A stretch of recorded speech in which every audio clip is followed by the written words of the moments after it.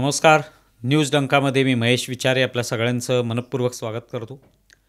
मित्रांनो, 14 ऑगस्ट हा दिवस विभाजन विभीषिका दिवस किंवा विभाजन विभीषिका स्मृती दिन म्हणून सगळीकडे पाळला जातो. विशेषतः भारतामध्ये हिंदुत्ववादी संघटना असतील, भारतीय जनता पार्टी असेल किंवा हिंदुत्ववादी संघटनांच्या समविचारी जे कोणी संघटना असतील, या सगळ्याच या विभाजन विभीषिका दिवसाचं पालन करतात. त्या स्मृती, त्या आठवणी पुन्हा एकदा जागवतात. आणि त्या आठवणी कोणत्या आहेत तर 1947मध्ये झालेल्या फाळणीच्या आठवणी.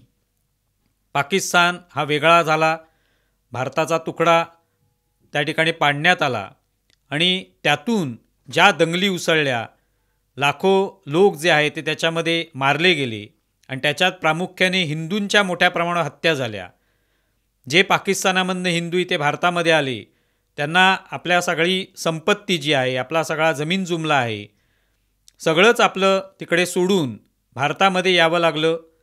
अत्यंत भिकेकंगाल अशा अवस्थेमध्ये हे सगळे लोक इथे आले.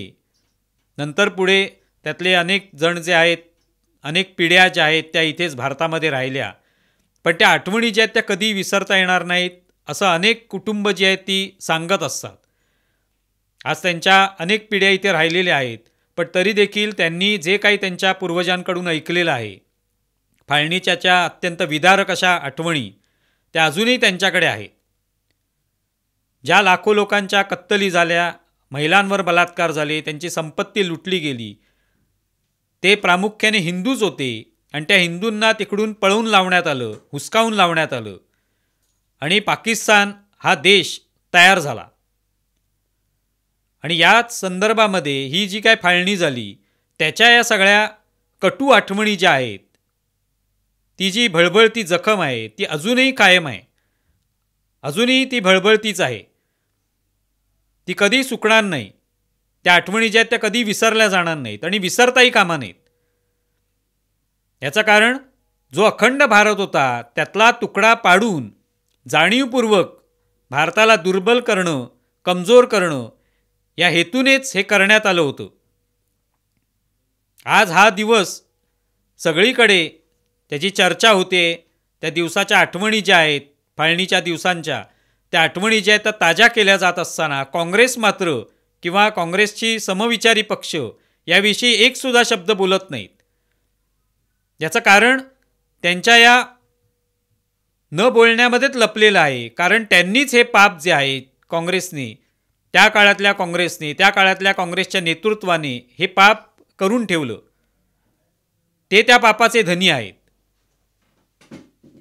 त्यांनी त्या काळामध्ये ही फाळणी व्हावी यासाठी परवानगी दिली.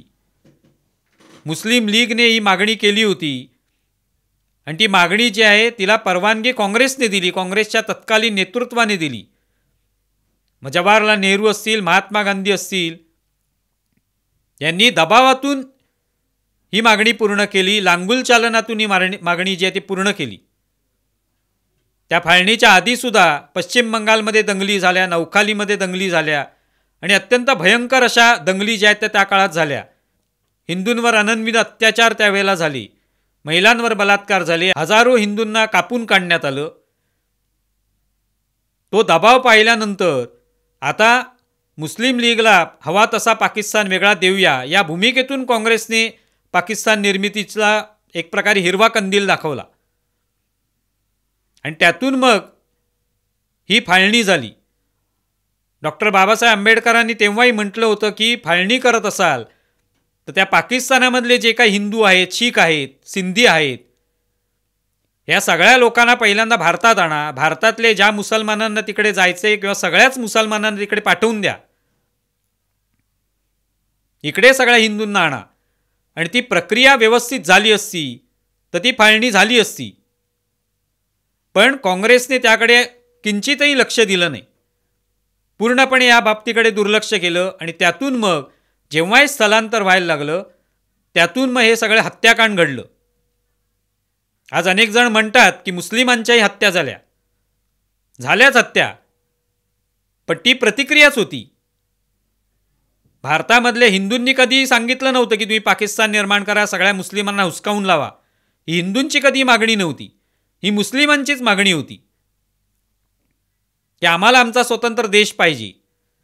त्याप्रमाणे ती मागणी करण्यासाठी हा सगळा दबाव आणण्यात आला, सगळीकडे दंगली घडवण्यात आल्या आणि त्यातून त्या दबावातून काँग्रेसने हा निर्णय घेतला आणि काँग्रेसलाही लांगुलचालन करण्याची आयती संधी मिळाली.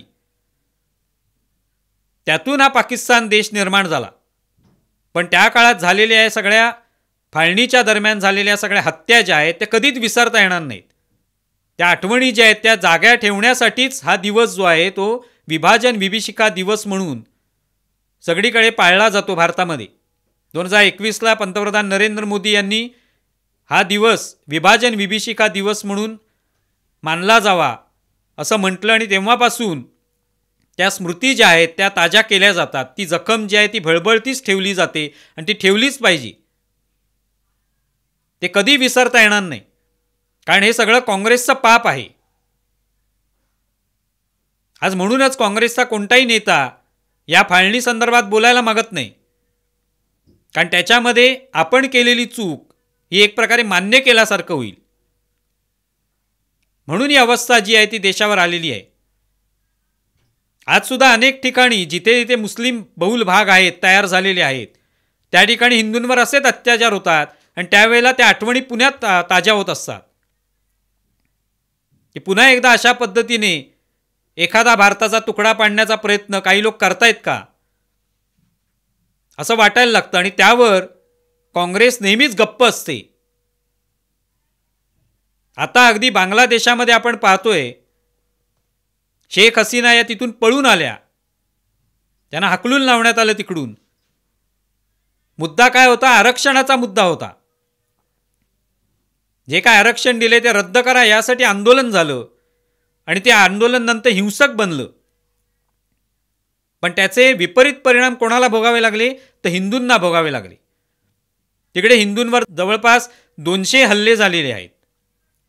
अनेक हिंदू मारले गेले, महिलांवर बलात्कार झाले, अत्याचार झाले. हे सगळं हिंदूंनाच का भोगावं लागतं? कारण ती प्रवृत्ती आहे. बांगलादेश असो, पाकिस्तान असो, हे आमचं इस्लामी राष्ट्र आहे, इथे हिंदूंचं काय काम? म्हणून ते पहिल्यांदा हल्ले हिंदूंवर होतात. आणि त्यातले अनेक हिंदू जे आहेत ते या आंदोलनाचे पाठीराखे सुद्धा होते, त्यांनी पाठिंबा दिलेला होता. पण त्यांना सुद्धा वेचून वेचून मारण्यात आलं, ठार करण्यात आलं. अनेक कलाकारांना ठार मारण्यात आलं, त्यांची घरं जाळण्यात आली, त्यांच्या घरातलं सामान जे आहे ते जाळून टाकण्यात आलं, किमती सामान. खेळाडूंची घरं जाळण्यात आली. आणि म्हणूनच तो हिंदू जो आहे तो भडकला. हे सगळं झाल्यानंतर रस्त्यावर हिंदू उतरला मोठ्या संख्येने की पुरे करा आता अन्याय. पण अर्थात तिकडचं जे काही सरकार आहे ते हिंदूंचं रक्षण करेल की नाही माहिती नाही. हिंदूंनाच स्वतःचं रक्षण करावं लागणार आहे. कारण तसं नसतं तर पाकिस्तान असो की बांगलादेश असो, तिकडच्या हिंदूंची संख्या एवढी कमी झाली नसती. आज सगळे लोक रोज उठून भाईचाऱ्याच्या गोष्टी करतात, हिंदू मुस्लिम एक झाले पाहिजेत. मग का नाही झाले पाकिस्तानामधले हिंदू आणि मुस्लिम एकत्र? का नाही तिकडे हिंदूंची संख्या वाढली? बांगलादेशातल्या हिंदूंची संख्या का वाढू शकली नाही? पाकिस्तानामध्ये जे हिंदू होते त्यांची संख्या अत्यंत अल्प राहिलेली आहे.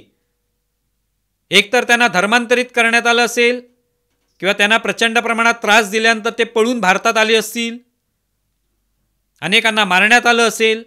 पण हे झालेलं आहे, हेच झालेलं आहे, दुसरं आणखी काही कारण नाही.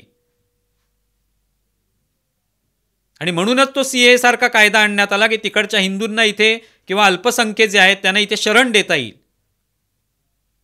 पण आपल्या इकडे CAAला विरोध करण्यात आला का? तर मुस्लिमांना तिकडच्या का नाही आपल्या इथे घेतले जात आहे. म्हणजे किती मुस्लिम लांगुल चालन आहे पा. बांगलादेशात 1951 मध्ये 22% हिंदू होते. ते आज 2022ला जेव्हा पुन्हा एकदा मोजणी करण्यात आली त्यावेळेला त्यांची संख्या 8%च होती. कुठे गेले सगळे हिंदू?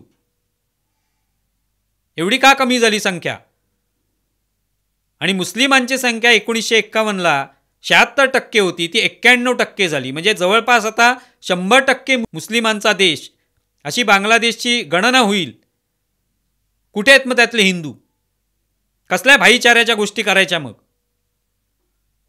आणि मग इकडचे काँग्रेस किंवा त्यांचा तत्सम समविचारी पक्ष हे मात्र त्याच्यावर अजिबात बोलताना दिसत नाहीत. हिंदूंवरच्या अत्याचाराबद्दल त्यांना बोलायला वेळ नाही. पण भारतामध्ये एखाद्या मुस्लिमावर हल्ला झाला तर लगेच भारतामध्ये कसं मॉब लिंचिंग होतंय, मुस्लिमांवर प्रचंड अन्याय होतोय, यासाठी मोर्चे काढले जातात, त्यावर तावातावाने लिहिलं जातं, बोललं जातं, पॅनलमध्ये चर्चा केल्या जातात. पण आज बांगलादेशामध्ये हिंदूंची संख्या का कमी होते? आज आपण पाहिलं बांगलादेशामध्ये सीमेवर हे सगळे हिंदू उभे आहेत, त्यांना भारतामध्ये यायचंय. भारत सरकारने त्यांना हिंदू म्हणून भारतामध्ये घेतलं पाहिजे. जी काही त्याची प्रक्रिया आहे ती पूर्ण करा, पण त्यांना इथे घेतलं पाहिजे. कारण त्या ठिकाणी बांगलादेशात हे हिंदू राहू शकत नाहीत, ते जगूच शकत नाहीत इस्लामी राष्ट्रामध्ये. हे पुरेसं स्पष्ट आहे आणि इतक्या वर्षाचा तो इतिहास आहे. कुठलंही सरकार आलं, मग शेख हसीनाचं असो की खलिदा झिया यांचं असो की आत्ता मोहम्मद युनूस यांचं असो, हिंदू तिथे जगू शकणार नाहीत, त्यांना जगू दिलं जाणार नाही, त्यांची मंदिरं उभी राहणार नाहीत, त्यांना कोणते उत्सव करता येणार नाहीत. त्यामुळे त्या हिंदूंना इथेच आणलं पाहिजे आणि भारत सरकारने त्यासाठी पावलं उचलली पाहिजेत. पण हे सगळं पाप जे आहे हे काँग्रेसचं आहे, हे मात्र आपण लक्षात ठेवलं पाहिजे. केवळ हा विभाजन विभीषिका दिवस म्हणून आपण त्याचं पालन करताना, तो पाळताना केवळ फाळणीच्या आठवणींनी अश्रू ढाळणं नव्हे, तर हे काँग्रेसचं पाप आहे, याच्याही स्मृती आपण जागवल्या पाहिजेत. त्यांनी केलेल्या अक्षम्य चुका ज्या आहेत त्याच्यामुळे सगळं घडून आलं. तिकडून जे काही हिंदू आले त्यांचंही पुनर्वसन नीट करू शकले नाही, त्यासाठी कोणती योजना नव्हती. ही फाळणी कशा पद्धतीने होईल त्यासाठी कोणती योजना नव्हती, कोणत्याही योजना आखल्या नाहीत. जे काही आहे ते लोकांवर ढकलण्यात आलं, तुम्ही आणि तुमचं नशीब. आणि त्यातून मग एवढ्या हत्या हिंदूंच्या झालेल्या आहेत. मुस्लिमांच्या हत्या झालेल्या असल्या तरी त्याला जबाबदार तत्कालीन मुस्लिम लीग आणि मुस्लिम जे नेतृत्व होतं ते आहे आणि काँग्रेससुद्धा आहे. काँग्रेसचं नेतृत्व आहे, काँग्रेसमधले तत्कालीन नेते आहेत. याच्या आठवणी आपल्याला कायम राहायला पाहिजेत. पण एक मात्र खरं की आज पाकिस्तान असो बांगलादेश असो, हे दोन्ही देश अत्यंत दुरवस्थेत आहेत आणि त्याचबरोबर भारतातली काँग्रेससुद्धा दुरवस्थेत आहे. हा सगळा नुसता योगायोग नाही आहे. हे सगळं जे काय पाप तुम्ही केलेलं आहे, ज्या अक्षम्य चुका करून लाखो हिंदूंच्या हत्या ज्या घडवण्यात आल्या, त्यातल्या महिलांवर बलात्कार करण्यात आले, त्यांच्या जमिनी लुटण्यात आल्या, जे पुढे जाऊन काश्मीरमध्ये सुद्धा झालं, तेच झालेलं आहे. तिकडच्या हिंदूंनाही पळवून लावण्यात आलं. 370 कलम लागू केल्यानंतर तावातावाने आज विरोधक विचारतात तिकडे हिंदू काश्मीरी जे आहेत त्यांना वसवणार आहे परत, पुन्हा कधी ते जातील, का नाही अजून तिथे वसवण्यात आले. त्यांना याची शरम वाटली पाहिजे की पहिली गोष्ट म्हणजे त्यांना इथून हुसकावण्यात आलं तेव्हा तुम्ही काय केलं, तेव्हा तुम्ही कोणती पावलं उचललीत. तीच अवस्था पाकिस्तानातल्या हिंदूंची झाली, बांगलादेशातल्या हिंदूंची आहेत ही अवस्था.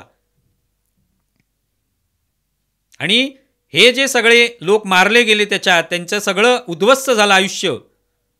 अनेक पिढ्या ज्या आहेत त्या अत्यंत वाईट अवस्थेमध्ये जगल्या भारतात येऊन. त्या सगळ्यांचे शाप जे आहेत ते पाकिस्तानला लागलेले आहेत, बांगलादेशलाही लागलेले आहेत आणि काँग्रेसलाही लागलेले आहेत. हे त्यांनी कधी विसरता कामा नये. आज पाकिस्तानची अवस्था जी आहे, आज त्यांना प्रत्येक अन्नाच्या दाण्यासाठी हात पसरावे लागत आहेत. तिकडची जी अवस्था झालेली आहे, अगदी हा देश जो आहे दिवाळखोरीच्या उंबरट्यावर आहे. बांगलादेशमध्ये सुद्धा आता या सगळ्या घटनेनंतर महागाई प्रचंड वाढलेली आहे आणि येत्या काळामध्ये हा देशसुद्धा असाच दिवाळखोरीच्या गर्तेत जाणार आहे. त्यांचे लचके तोडायला अमेरिका, चीनसारखे देश तयारच आहेत. त्यांनीच त्यांना उस्कवलेलं आहे आणि ते आता तयारीत आहेत की कधी एकदा हा देश पूर्णपणे बर्बाद होतो आणि त्यांचे लचके आपल्याला तोडायला मिळतात, त्याच्यावर वर्चस्व गाजवता येतं. पण अर्थात त्यांच्याबद्दल सहानुभूती अजिबात नाही, कारण त्यांनीच हे मागून घेतलेलं आहे. हे जे कपाळावर लिहिलेलं आहे त्यांच्या, हे त्यांनीच लिहून घेतलेलं आहे. आणि त्यामुळे पाकिस्तान, बांगलादेश हे देश येत्या काळामध्ये असेच भुके कंगाल होणार आहेत आणि कदाचित या जगाच्या नकाशावरनं ते नष्ट होऊन जातील. या विभीषिका दिवसाच्या निमित्ताने उत्तर प्रदेशचे मुख्यमंत्री योगी आदित्यनाथ यांनी म्हटलं की पाकिस्तान हा एक तर विलीन होईल किंवा नष्ट होईल. अर्थात विलीन व्हायलाच नको भारतामध्ये, कारण ती पुन्हा एकदा ती सगळे वाईट गोष्टी ज्या आहेत त्या या निमित्ताने भारतात येतील. ते नकोच आहे. त्यांच्या डोक्यावर असलेलं कर्ज हे भारताच्या डोक्यावर नको आहे, पण तो नष्ट मात्र होऊ शकतो. कारण त्यांनी स्वतः हा देश वेगळा करून घेतला, तुकडा भारतापासून वेगळा केला आणि त्याच्यात असंख्य लोकांचे बळी गेले, असंख्य हिंदूंचे बळी गेले. माता भगिनींचा टाहो जो आहे तो अजूनही अनेकांच्या कानामध्ये घुमत असेल. ते पाप जे आहे ते कधी मिटणार नाही. जसं अश्वत्थामाच्या कपाळावर जी भळभळती जखम आहे तशी जखम ही पाकिस्तानच्या, काँग्रेसच्या आणि बांगलादेशच्या डोक्यावर कायम राहणार आहे. त्यातून त्यांना कधी मुक्ती मिळणार नाही त्या पापातून. आणि ती भळभळती जखम, तशाच पद्धतीच्या वेदना ज्या आहेत त्या भारतीयांच्या मनामध्ये सुद्धा आहेत, त्यासुद्धा कधी संपणार नाही आहेत, त्या मिटणार नाही आहेत. त्यामुळे हे सगळं जे या दिवसाच्या निमित्ताने आपल्याला लक्षात ठेवायचं आहे ते की प्रत्येक वेळेला हिंदूंनी संघटित होणं आवश्यक आहे आणि हा विचार करत राहायला पाहिजे की आपल्यावर कोणतं संकट आगामी काळात येऊ शकतं आणि त्या दृष्टीने आपल्याला पावलं टाकणं आवश्यक आहे. तर विभाजन विभीषिका दिवसाच्या निमित्ताने आम्ही हा व्हिडिओ बनवला. तुम्हाला विषय कसा वाटला आहे जरूर कळवा. आमचा व्हिडिओ जास्तीत जास्त लाईक करा, शेअर करा आणि आमचे यूट्यूब चॅनल सबस्क्राईब करा. धन्यवाद. आमचा व्हिडिओ जास्तीत जास्त लाईक करा, शेअर करा आणि आमचे यूट्यूब चॅनल सबस्क्राईब करा. धन्यवाद.